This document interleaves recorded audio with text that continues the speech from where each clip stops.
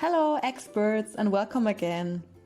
In this video I will show you how you can upload or update your current CV. You will have to go to your profile page either through the drop-down menu on the top right corner or through the options on the left. You will be able to upload up to 3 CVs.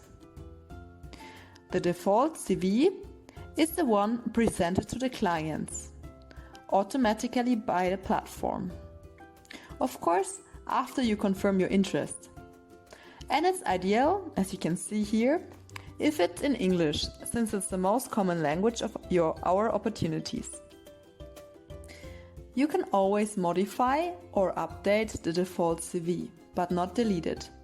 As you can see here, we also uploaded a second CV in Spanish, and then we modified the CV.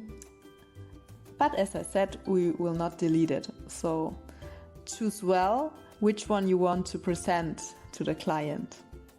If you have any questions regarding this process, please do never hesitate to just contact us. We are only an email away from you. Thank you for watching this video.